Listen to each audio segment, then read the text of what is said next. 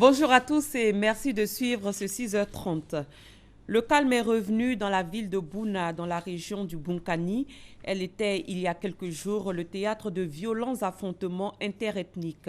L'appel au calme lancé par les autorités semble avoir été entendu. Des membres du gouvernement se sont rendus dans la ville pour apporter des vivres aux déplacés. Doigt de laser. La résidence du préfet et le camp ONUCI de Bouna, transformés en véritable camp de réfugiés. Plusieurs familles, en majorité Peuls, sont internées sur ces sites, se mettant à l'abri des affrontements sanglants entre les communautés Lobi, Koulango et Peuls dans la localité. Le jeudi, à 13h, on assise à la maison, en train de manger. On a attendu le coup de feu dans notre cour. On a couru, venir nous confier avec le préfet. Tout ce qu'on fait, en tout cas, on va retourner à la maison s'il n'y a rien. Selon la Croix-Rouge, plus de 1500 personnes sont enregistrées sur ces sites d'accueil depuis le début de cette crise intercommunautaire. Une situation humanitaire critique qui ne laisse indifférentes les autorités gouvernementales et onusiennes. 10 000 tonnes de riz, 2 000 litres d'huile et 50 sacs de sel ont été offerts par le ministère de la Solidarité, de la Cohésion sociale et de l'indemnisation des victimes pour la prise en charge de ces nombreux déplacés. La première impression que nous avons, c'est que la calmie est revenue. Je pense que ça, c'est très positif. Il y a beaucoup de personnes qui se sont déplacées par sentiment d'insécurité. Donc il y a une prise en charge médicale, psychologique et j'allais dire humanitaire et alimentaire qui se fait en attendant que d'autres mesures suivent. Un appel au dialogue parce que ce n'est pas dans le conflit, dans les déchirements que les communautés peuvent s'entendre. En appeler à la retenue, en appeler au sens du dialogue et surtout en appeler à la préservation de la paix. Toutes les agences du système des Nations Unies sont mobilisées pour accompagner et renforcer les efforts du gouvernement. La situation sécuritaire dans les villages reste encore la plus grande inquiétude des populations. Mais le chef d'état-major général des forces républicaines de Côte d'Ivoire rassure. Où nous allons déployer une section. Ensuite, nous allons patrouiller partout dans les campagnes pour marquer notre présence. Nos instructions sont fermes, désarmer systématiquement tout ce que nous allons trouver avec des armes. Tirer sur un individu, sur un homme, mais vous allez vous expliquer devant la justice. La représentante spéciale du secrétaire général de l'ONU pour la Côte d'Ivoire, Aïchatou Mendaoudou, et les membres du gouvernement Kabanyale et Mariatou Kone, les autorités politiques et administratives de Bouna, ont rendu visite au roi du Bunkani et au chef des lobbies. Objectif, les inviter à s'impliquer dans la résolution du conflit qui a fait déjà plusieurs victimes et de nombreux dégâts matériels. Accroître la production des éleveurs de volailles, c'est le but du ministère des Ressources animales et halieutiques. Il a donc décidé de lutter contre la grippe aviaire.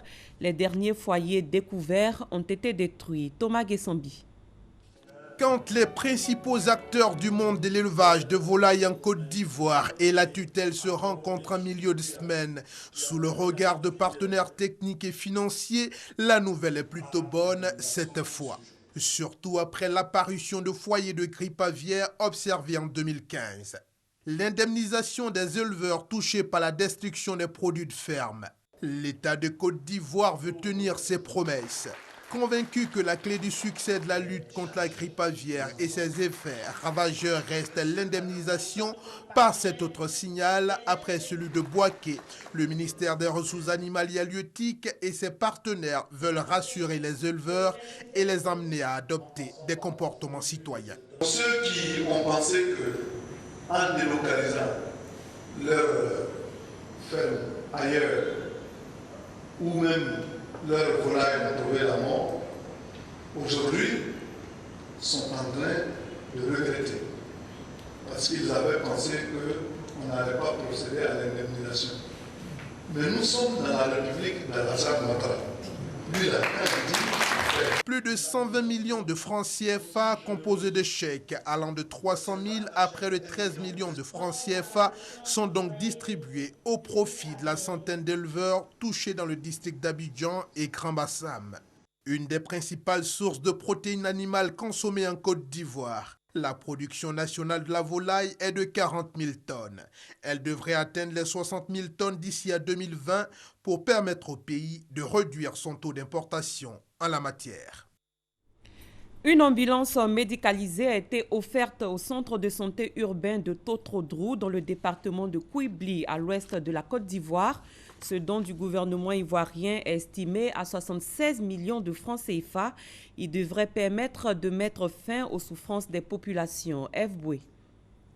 Les communautés vivantes à Totodrou et environ rencontrent des difficultés pour évacuer leurs malades en cas d'urgence. Nous avons un réel problème de déplacement et souvent, pour pouvoir évacuer des malades, on a recours à des mototaxis.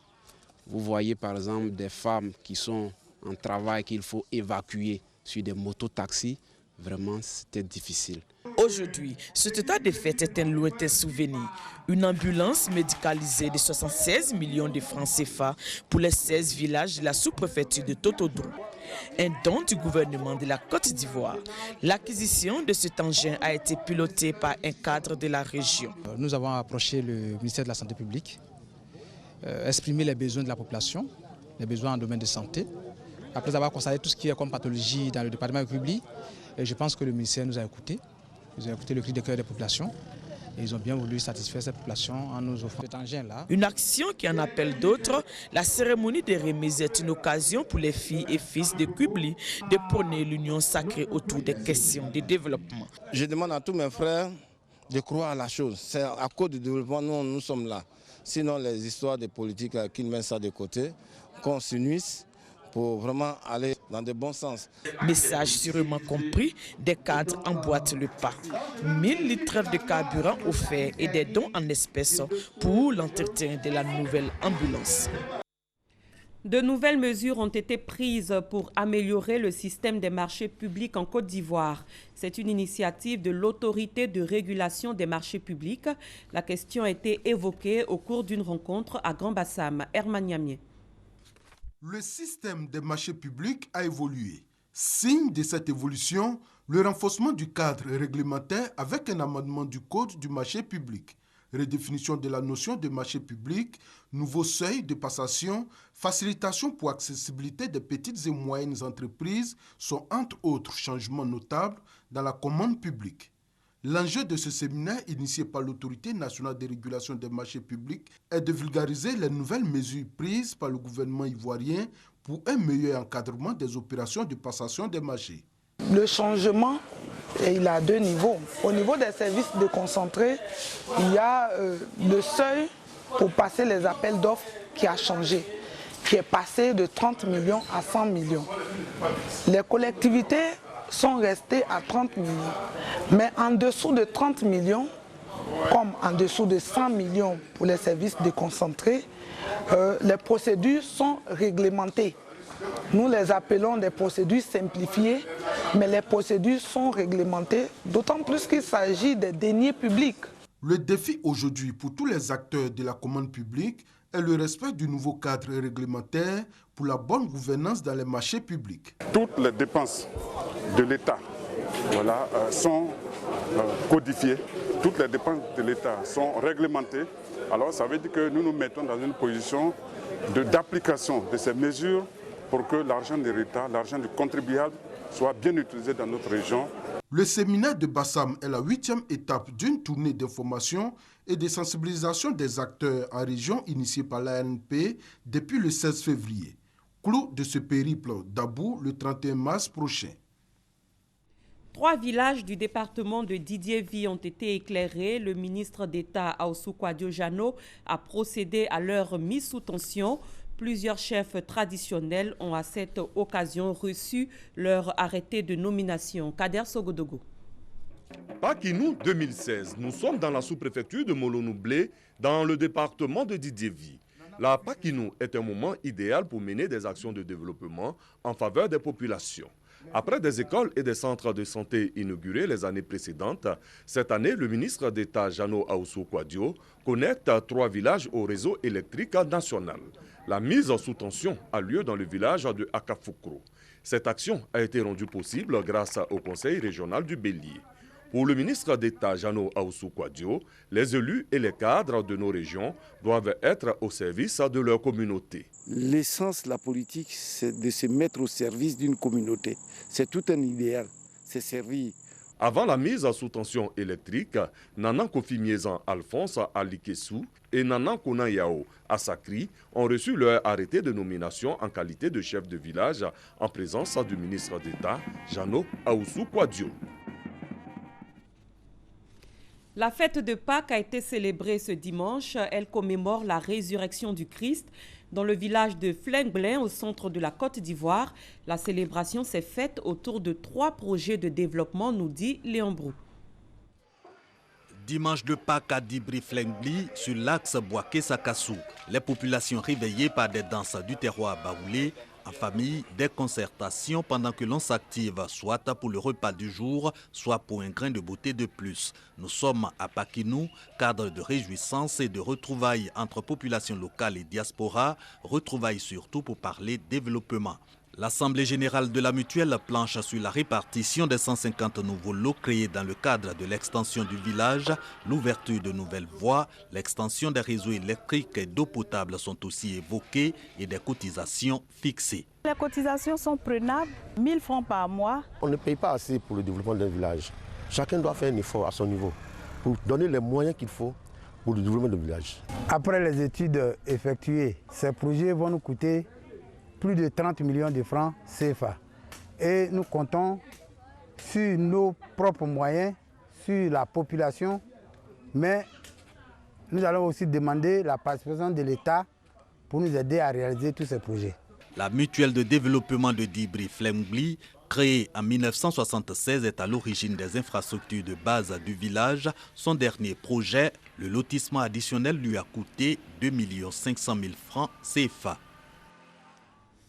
La fête de Pâques s'est achevée, le travail reprend aujourd'hui. Les populations ayant effectué le déplacement dans les villes et villages reviennent à Abidjan. Nos reporters ont fait leur constat dans les gares de la capitale économique ivoirienne. Yopougo, il est 13h ce lundi dans une gare lorsque nous apercevons les premiers cars venant de l'intérieur du pays. À bord, des passagers allaient célébrer la fête de Pâques appelée communément Pakinou en pays baoulé. Je suis allé pour le compte de la fête de la Pâques. Voilà, on a passé un bon moment et je pense que la fête est finie. Je rentre maintenant sur Abidjan. Je suis d'Assu Ferré, mais je suis parti dans le village de mes demi-frères, Nzere Yamsoko. Ils m'ont invité à participer aux cérémonies de Pâques cette année. J'ai adoré. Et je compte revenir l'année prochaine. Désormais une tradition chez le peuple baoulé, la célébration de la Pâques est un moment de retrouvailles des fils et filles d'un même village pour parler de développement et régler d'éventuels problèmes. En Côte d'Ivoire, ce sont des milliers de personnes issues du centre du pays où se trouvent la plupart des villages baoulés qui se déplacent chaque année pour cette célébration commémorant la résurrection du Christ. À l'étranger, au Pakistan, 72 personnes ont péri dans une explosion dans un parc à Lahore. Des chrétiens qui célébraient la fête de Pâques ont été pris pour cible. Les autorités pakistanaises ont ordonné la fermeture de tous les parcs. Hier dimanche, les djihadistes ont encore frappé. La petite ville de Lahore au Pakistan a fait l'objet d'un attentat suicide faisant 72 morts et plus de 300 blessés. Cette attaque revendiquée par les talibans de la faction Jamaat ou Ahrar a ciblé la petite communauté chrétienne de cette ville alors qu'elle célébrait la fête de Pâques. L'explosion s'est produite sur une aire de stationnement à proximité de l'église. De nombreux enfants et plusieurs femmes figurent parmi les victimes et le bilan pourrait encore s'alourdir les jours à venir. En Angola, 17 opposants politiques poursuivis pour rébellion et tentative de coup d'État contre le président José Eduardo dos Santos ont été condamnés hier à Luanda à des peines de 2 à 8 ans de prison au terme d'un long procès. Un vent de panique a soufflé hier après-midi au Congrès des États-Unis. Un homme a sorti une arme alors qu'il franchissait le portique de sécurité dans le centre des visiteurs du Capitole. Un policier lui a rapidement tiré dessus, le blessant. Pendant plus d'une heure, les bâtiments qui abritent les bureaux du Sénat et de la Chambre des représentants ont été bouclés. C'est la fin de ce 6h30. Merci de l'avoir suivi. très bonne journée de travail à tous et à toutes.